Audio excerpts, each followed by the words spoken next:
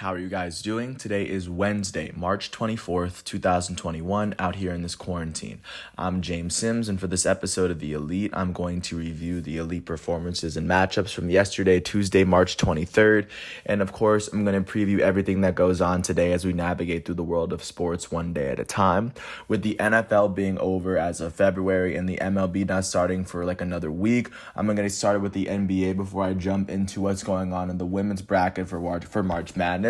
And with that said, jumping into New Orleans, the Pelicans hosted the Los Angeles Lakers for a primetime matchup that was intended to feature LeBron, but of course LeBron was hurt. In this matchup, the Pelicans would beat the Lakers 128-111 and pick up their 19th win of the season. They would go on to outscore the Lakers by 13 in the first half and carry that momentum through the second half as they went on to outscore the Lakers by 13 in the third. For the Lakers in this matchup, their leading scorer would be their center off the bench, reigning NBA Sixth Man of the Year, Montrezl Harrell, who finished with 18 points and 6 rebounds, as well as 2 blocks in 34 minutes, as he shot 5 for 10 from the field and 8 for 12 from the foul line. And then for the New Orleans Pelicans in this matchup, their elite starting power forward and first-time All-Star, Zion Williamson would finish with 27 points, 9 rebounds, and 5 assists in 29 minutes, shooting 9 for 13 from the field and 9 for 10 from the foul line. And the leading scorer for the New Orleans Pelicans last night would be Brandon Ingram, their elite starting small forward, who would finish with 36 points, 3 rebounds, and 4 assists in 34 minutes as he shot 14 for 21 from the field, 4 for 6 from 3, and a perfect 4 for 4 from the line. With this win, the New Orleans Pelicans are now 19-24. That is the fifth, or this tied with the Thunder now, for the 4th worst record in the entire Eastern Conference. As with this win, they have won their last 2 and 5 of their last 10. They sit 4 games behind the 8th place Dallas Mavericks outside of the playoff picture as they sit 12.5 games behind the first place Utah Jazz in the conference. And with this loss, the Los Angeles Lakers are now 28-16. Which ties them with their Staples Center roommates, the Los Angeles Clippers, for the 3rd best record in the entire Western Conference. The Lakers as a team have lost their last 3 and 5 of their last 10, but they still sit within the playoff picture. They and the Clippers still sit 2 games behind the 2nd place Phoenix Suns, a game and a half ahead of the 5th place Denver Nuggets, and a total of 4 games behind the 1st place Utah Jazz in the conference, to give a sense of where they are.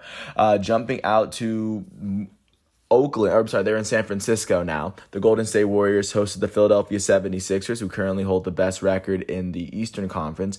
In this matchup, the Sixers would beat the Warriors to keep their best record title so far. They were able to outscore the Golden State Warriors by a total of 18 points in the first quarter, and they did also outscore the Warriors by 15 in the fourth in a very back and forth game. The Warriors did come into the fourth quarter leading, but the Sixers would come away with their 31st win of the season. And with this, they are tied with the Jazz for the most amount of wins in the season, but I'll get into this in a bit. For the Golden State Warriors in this matchup, their leading scorer will be their starting shooting guard, Kelly Oubre Jr. out of Kansas, who finished with 24 points and 10 rebounds in 35 minutes, as he shot 8 for 14 from the field, 2 for 4 from 3, and 6 for 9 from the foul line. And for the Philadelphia 76ers in this matchup, their elite starting point guard, Ben Simmons, would finish with 22 points, 8 rebounds, and 4 assists in 35 minutes as Simmons shot 7 for 15 from the field and 8 for 14 from the foul line. And the leading scorer for the Philadelphia 76ers, and I guess for all players for the entire night, would be their starting power forward out of Tennessee, Tobias Harris, who finished with 25 points and 13 rebounds in 36 minutes.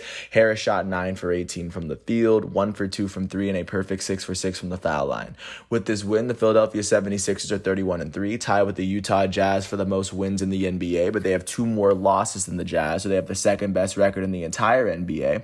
The Sixers have won their last 3 games and 9 of their last 10, and in the playoff picture, they now sit 1 game over the 2nd place Brooklyn Nets. With this loss, the Golden State Warriors are now 22-22 as they hold on to the 9th best record in the Western Conference, as they and the Grizzlies are both holding on to records sitting at 500. The Warriors have lost their last 2 games and 7 of their last 10, but they still sit a game and a half behind the Dallas Mavericks outside of the playoff picture looking in, as they sit a total of 10 games behind the first place Utah Jazz in the conference. Jumping out to the games that weren't on primetime, jumping out to Orlando. The Orlando Magic hosted the Denver Nuggets. In this matchup, the Nuggets would beat the Magic 110-99. They went on to outscore Orlando by 22 points in the first half and carried that momentum through the end of the game.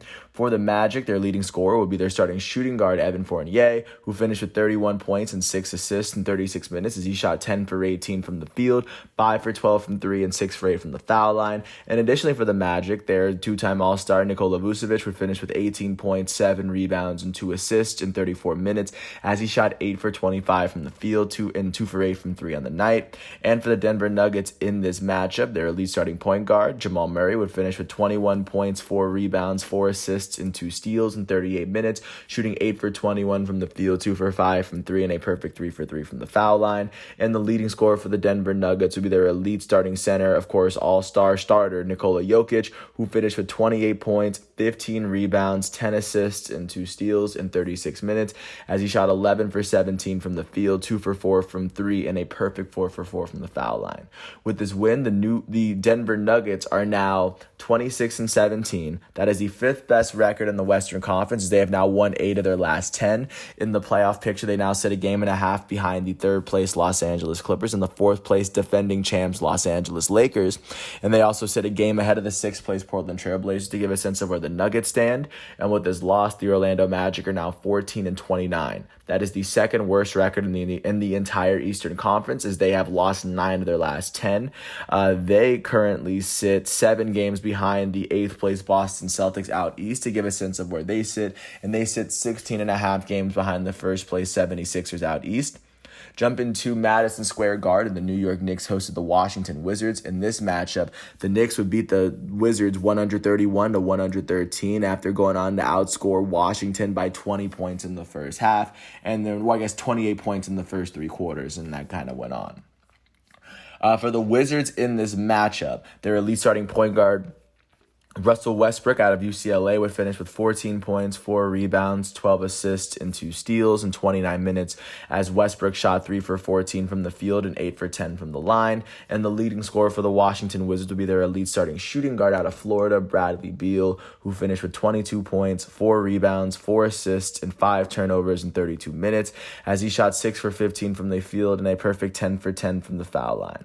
For the New York Knicks in this matchup off the bench, their shooting guard Alec Burks would finish with 20 points in 29 minutes, shooting 6 for 12 from the field, a perfect 2 for 2 from 3, and a perfect 6 for 6 from the foul line.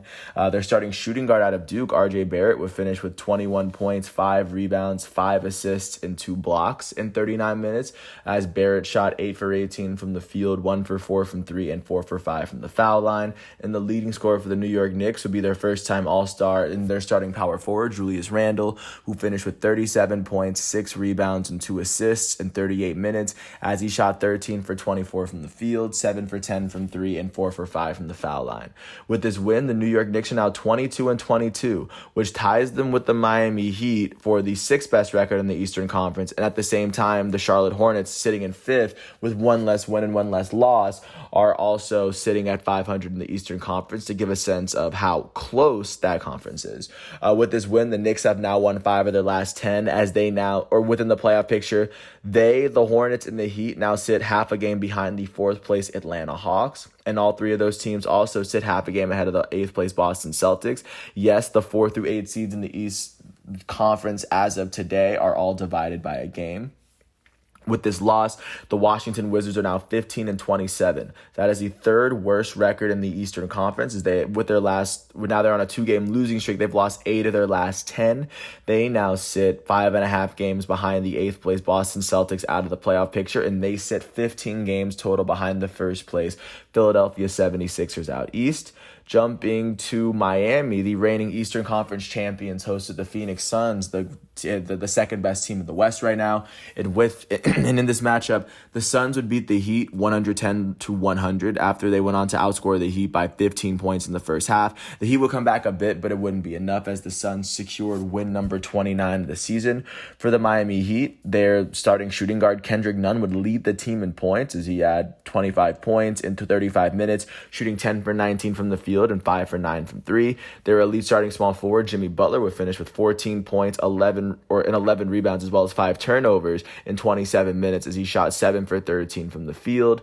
And then their elite starting center Bam Adebayo out of Kentucky would finish with 16 points, 8 rebounds, and 6 assists in 32 minutes, shooting 4 for 9 from the field and 8 for 9 from the foul line. For the Phoenix Suns in this matchup, their elite starting point guard Chris Paul would finish with 8 points, 3 rebounds, and 9 assists in 27 minutes as he shot 4 for 7 from the field. And the leading scorer for the Phoenix Suns would be their elite starting shooting guard Devin Booker, who finished with 23 points, 5 rebounds, and 3 assists in 27 minutes, shooting 10 for 19 from the field, 2 for 8 from 3, and he made his only free throw of the night.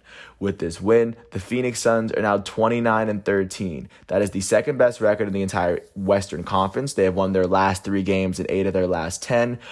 Within the playoff picture, they sit 2 games behind the first place Utah Jazz, and they sit 2 games ahead of the Los Angeles duo of the Clippers and the Lakers that are occupying the 3 and 4 spots.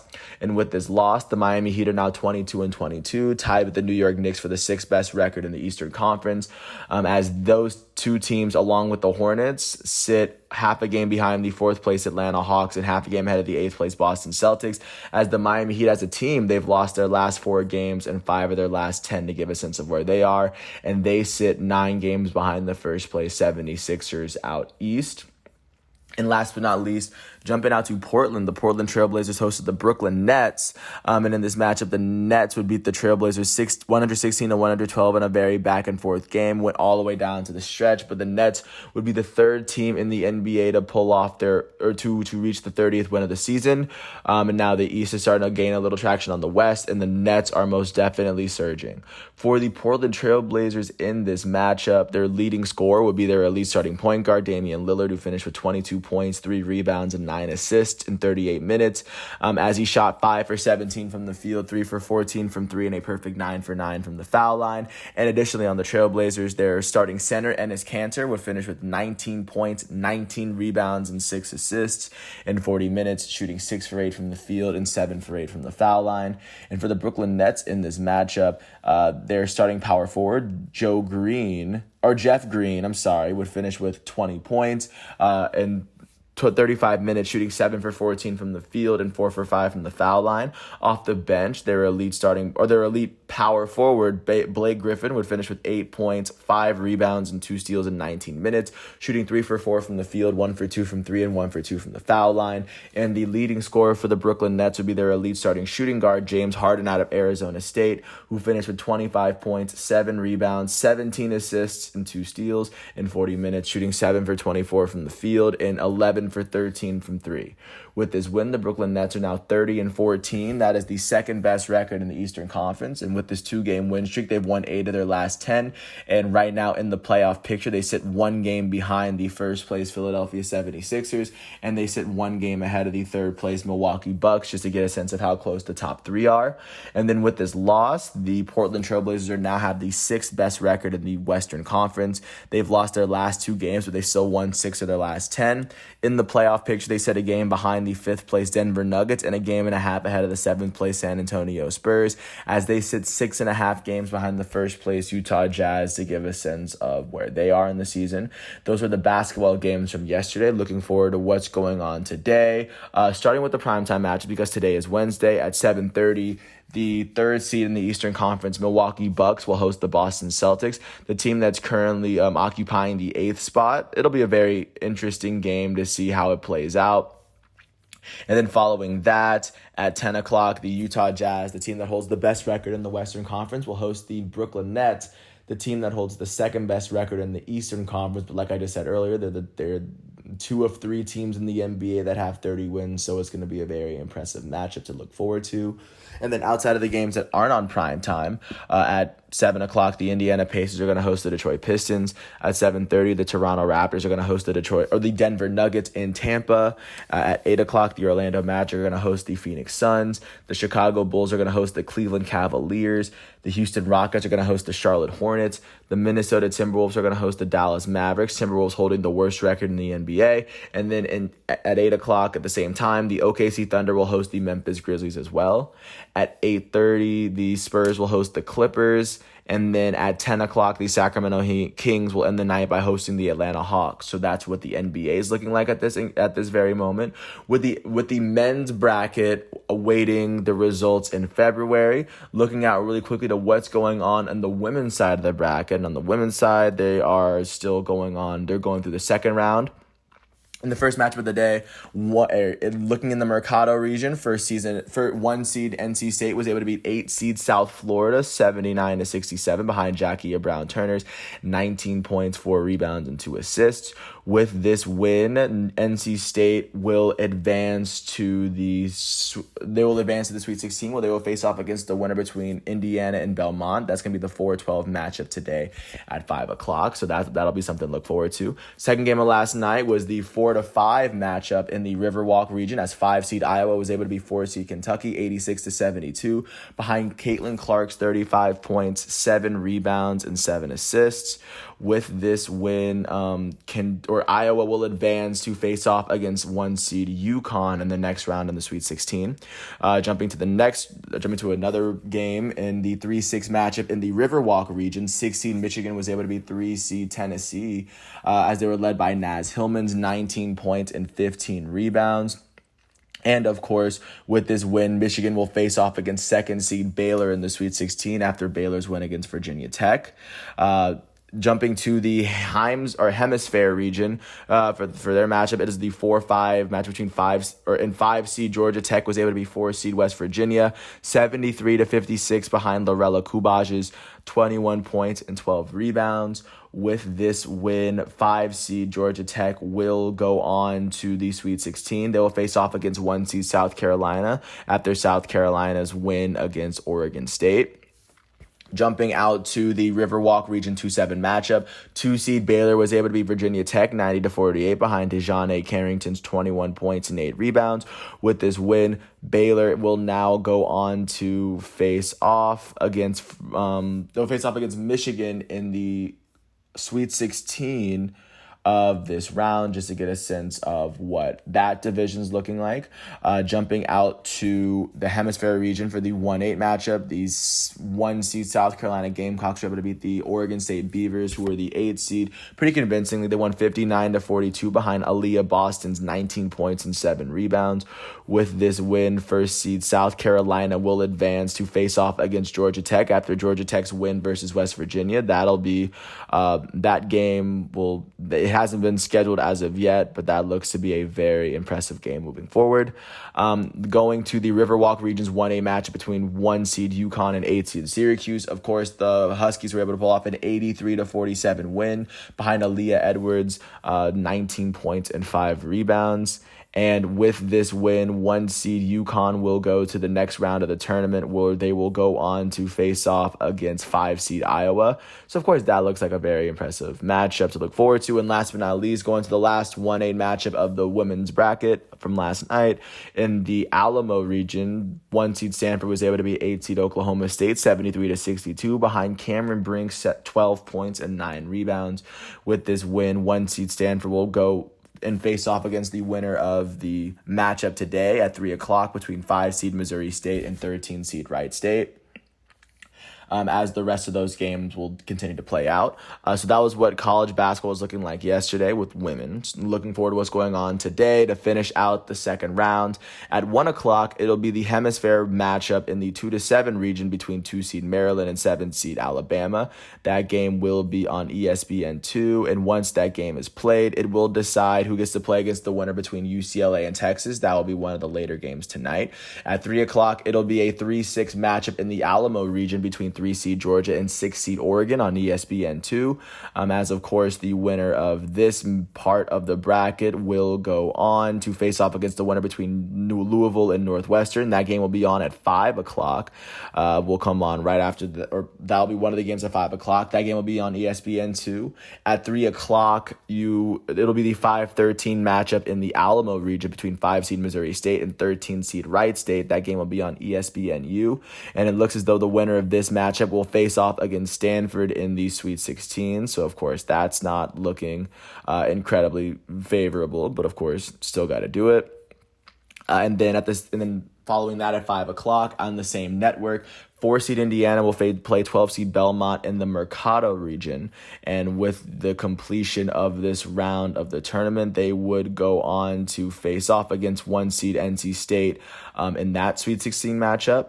And then really quickly jumping out to the later games at 7 o'clock, 3 seed Arizona will face off against 11 seed BYU in the Mercado region, and that game will be on ESPNU, as the winner of this matchup will go on to face off against the winner between 2 seed Texas A&M and 7 seed Iowa State, which will actually go on at exactly the same time on ESPN2. So that whole Sweet 16 round will actually be decided right then and there.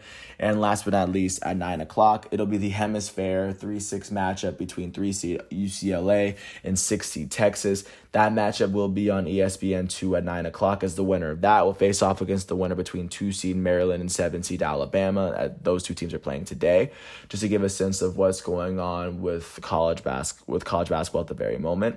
Quickly checking on what's going on with hockey, because just to stay within the arena, but of course shift to the ice. And of course, disclaimer, they have to play within their own division to limit traveling during the quarantine. Starting off in the East Division, the Philadelphia Flyers went on to host the New Jersey Devils, and in this matchup, the Devils would score all 4 of their goals in the first 2 periods to pull off their 4-3 win over the Flyers to pick up their 12th win of the season. With this win, the New Jersey Devils are now sitting second from the bottom of the table, as they trail the first place New York Islanders by 18 points in the table. Staying within that division, the Boston Bruins and Islanders game got postponed, so that game, of course, didn't play. Jumping out to the Central, the Chicago Blackhawks hosted the Florida Panthers, and in a game that went back-to-back on the war, I guess the Blackhawks got a good lead early out, and the Panthers were not able to seal it. With their 15th win of the season, the Chicago Blackhawks now hold the 4th best record in the Central Division, as they trail the first place Tampa Bay Lightning by 15 points in the table.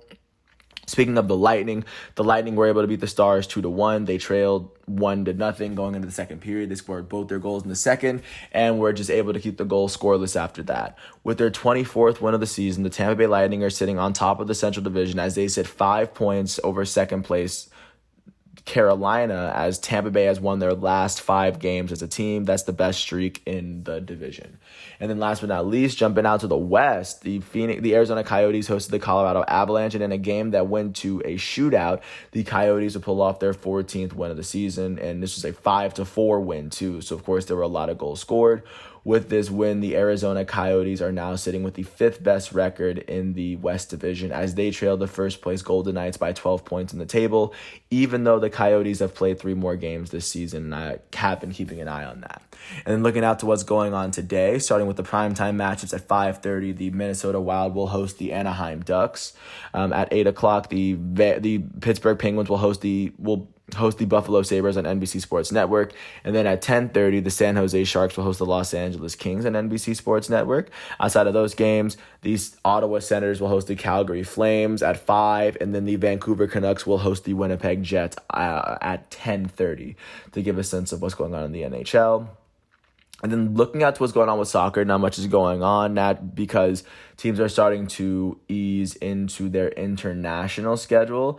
And I think for some teams, I don't know exact.